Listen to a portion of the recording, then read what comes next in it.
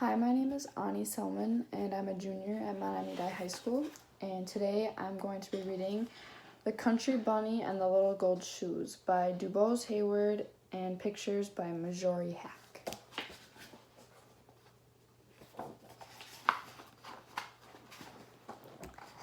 We hear of the Easter Bunny who comes each Easter day before sunrise to bring eggs for boys and girls, so we think there is only one. But this is not so. There are really 5 Easter bunnies, and they must be the 5 kindest and swiftest and wisest bunnies in the whole wide world. Because between sunset on Easter Eve and dawn on Easter morning, they do more work than most rabbits do in a whole year. When one of the Easter bunnies grows old and can no longer run fast, the old wise and kind grandfather bunny, who lives at the palace of Easter eggs, calls the bunnies together from the whole world to select the very best one to take the place. Often, a mother bunny says to her child, "Now, if you learn to be wise and kind and swift, someday you maybe grow up to be one of the Easter bunnies." And all of the babies try their very best so that they can grow up and go to work for the grandfather bunny at the palace of Easter eggs. One day, a little country girl bunny with a brown skin and little cotton ball of a tail said, "Someday I shall grow up to be an Easter bunny. You wait and see." Then all the big white bunnies who lived in fine houses and the jackrabbits with long legs who can run so fast laughed at the little cottontail and told her to go back to the country and eat a carrot. But she said, "Wait and see." The little girl Cottontail grew up to be a young lady Cottontail, and by she had a husband, and then one day, much to her surprise, there were 21 Cottontail babies to take care of. Then the big white rabbits and the jacks with long legs laughed, and they said, "What did we tell you? Only a country rabbit would go and have all those babies. Now take care of them and leave Easter eggs to create big men bunnies like us." And they went away liking themselves very much. Cottontail stopped thinking about hopping over the world with lovely eggs for little boys and girls, and she took care of her babies. And one day, when her children stopped being babies and were little girl and boy bunnies, she called them to her and said, "Now we are going to have some fun." Then to 2 of them she gave little brooms and showed them how to sweep out the cottage, and 2 she taught how to make beds. 2 more went with her to the kitchen, and in no time at all had found out how to cook a good dinner. And with these went the 2 little dishwashers, and they made the glasses shine like crystal.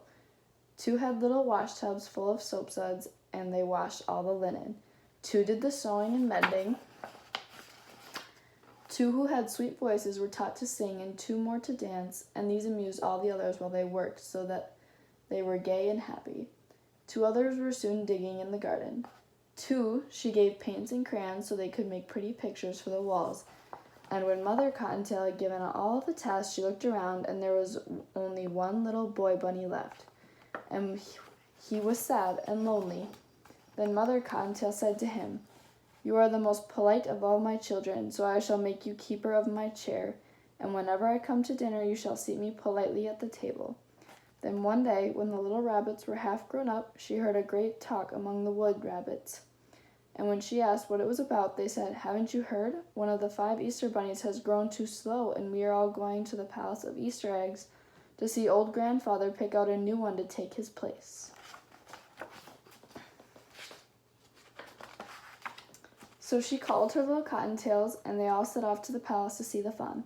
But their mother was sad because she thought that now she was nothing but an old mother bunny and could only look on, and that a big handsome white rabbit or long-legged Jack would be chosen. When they came to the palace of Easter eggs, there were bunnies everywhere on the great lawn, and the ones that hoped to be the Easter bunny stood together, and all the others looked at them and clapped their paws. Then the big front door opened, and the old wise and kind grandfather came hopping out slowly. And he told the biggest and those with the longest legs to show what they could do. They jumped and ran and showed him their pretty white fur, and they were all very fast and very clever. But still he did not pick one, and he said to them, "You are pretty and you are fast, but you have not shown me that you are either kind or wise." Then his kind old eyes looked everywhere, and at last they rested on little Cottontail Mother, where she stood with her children around her. And he called to her to come right up to the palace steps so she took her 21 children and went up, and stood before him.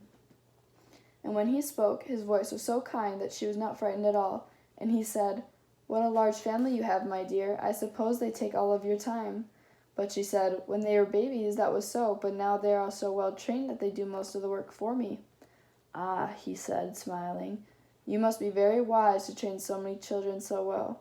But tell me, do they always look so happy? Do they always hold their ears up so prettily?" "Indeed they do," she answered. "We never have a tear or a cross word in our little country cottage, and if I do say it myself, they do carry their ears better than most bunnies." "Then," he said, patting the nearest bunny on the head, "you must be very kind indeed to have such a happy home. It is too bad that you have had no time to run and grow swift, as I might then have made you my 5th Easter bunny." At that, Mother Cottontail started to laugh. Then she whispered to the little bunnies, and every rabbit on the lawn looked to see what would happen, and the old grandfather leaned forward to watch. Suddenly, all of her 21 children raced away, and Cottontail dashed after them.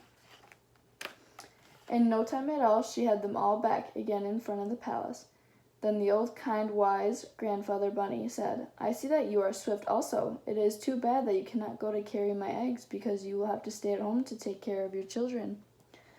Mother Cottontail nodded her head to the little ones, and they all formed a line and bowed low to the grandfather. Then she stepped in front of them, and she said, "They will take better care of the house than I." Then she called them up 2 by 2. As she put their hands on the heads of each pair, she said, "These are my sweepers. They keep the cottage as clean as your hand. These make the beds without a wrinkle. These cook my dinner. These wash the dishes. These tend the garden. These wash and dry all the clothes. These do the mending. These sing, and these dance to keep us merry while we work. These are learning to paint pretty pictures for our walls, and this littlest one of all always pulls out my chair for me when I sit to table. So you see, I can leave them to take care of the house until I come home." Then the old, kind, wise grandfather said, "You have proved yourself to be not only wise and kind and swift, but also very clever. Come to the palace tomorrow afternoon, for that is Easter Eve, and you shall be my 5th Easter bunny." The next evening, Cottontail knocked on the big front door and was admitted to the palace. There she stood in her funny country clothes, but none of the other 4 Easter bunnies laughed, for they were wise and kind and knew better. They showed her all over the palace, from room to room, all piled high with eggs of gold and silver, and eggs that glittered like snow, chocolate eggs, marshmallow eggs, eggs for rich children and eggs for poor children, for children who were sick and children who were well all over the world. Then, as soon as it was dark enough for the children to be asleep all over the world, the old, wise, kind grandfather gave the word, and the 5 bunnies set to work as fast as they could. First one, then another would take up a large egg or a pretty little basket, and in a single hop would be out of the palace and away out of sight. Then in a moment he would be back again, and before you could say Jack Robinson, he would have whisked away again. Slowly the night wore away, and the bunnies began to look tired as they kept returning for more and more eggs, and in the palace the glittering piles grew smaller and smaller. Poor little Cottontail was very tired, for this was the first time she had ever gone so far or so fast in her life, and she was beginning to hope that she could soon take the little basket that was set aside for her own children and go hopping home. When wise old kind grandfather called her to him, when she went close, she saw that he was holding in his hand the loveliest egg she had ever seen. It glittered like a diamond. "Peek through and see what you shall see," he said, so she peeked. Through the little hole in one end, she saw a beautiful scene with a sleigh and a lake with people skating on the ice. And he said, "Because you have such a loving heart for children, I am going to give you the best, but the hardest trip of all. Far off, over 2 rivers and 3 mountains, there is a great mountain peak. And in a little cottage on that peak is a little boy who has been ill for a whole year, and who has been so brave that never once has he cried or complained. The mountain is so high that there is ice on the top, and it will be hard to climb, but if you get there, you will give more happiness than any other Easter bunny." Cottontail picked up the egg very gently and went hopping away on her journey. She crossed the first river, and then the second. She went over the first mountain, and then another mountain.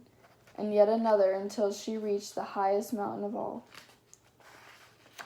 She was very tired, and when at last she got to the bottom of the great peak, and her heart failed her when she saw how high it was, and how slippery with ice and snow on top, but holding the egg very carefully, she started hopping up. At last she reached the ice and snow, and now she was almost to the top, and she could see the little cottage all covered with snow where the little boy was sleeping.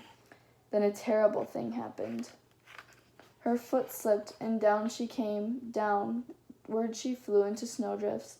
Then she left the ice and snow, and rolling and bouncing against the stones, she felt the air getting warmer. Down, down she went, and she crashed through a thicket of budding laurel, rolled across a pasture, and finally struck against the trunk of a great apple tree, and that was just getting ready to bloom for Easter. And there she lay with the egg still safely clutched in her paw, but with a great pain in her leg. She tried to rise again because she saw a lovely pink light in the sky, and she knew that in a few minutes more it would be day, and the little boy would be sad if she did not get his egg to him. But the pain was so bad she fell down.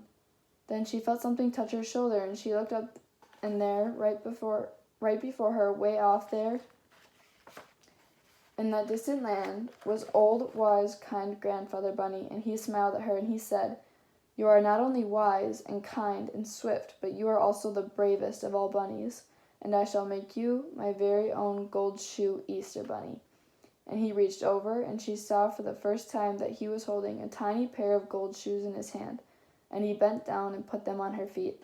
Suddenly all the pain left her leg, and she stood up and picked up the precious egg. Then, before she knew what was happening, she felt a sudden motion, and she found herself flying high in the air. Over the pasture she flew, over the laurel, over the stones, until at last, when she landed, she looked back and she saw that one single jump had carried her halfway up the mountain. Then she jumped once again, and there she was at the cottage door. Quickly she squeezed through the tiny crack that had been left open, just in case the bunny did come all that way, and in the hand of the beautiful sleeping boy she placed the egg. Then, just as the Easter morning sun rose over the edge of the world, she jumped quickly back to the palace, where she found her little basket for her little own bunnies, and went hopping back home to give them a happy Easter. Mother Cottontail found that the garden was tended, and sure enough, just as she had said, everything was in order. The floors were swept, and there were 2 lovely new pictures painted hanging on the wall. The dishes were washed and shown in the cupboard. The clothes were washed, mended, and nicely hung away, and her 21 children were all sound asleep in their little beds. And the little house of the Mother Cottontail can always be told now from the homes of all other bunnies, because in a special place on the wall, on a very special hook, hangs a pair of very tiny little gold shoes. The end.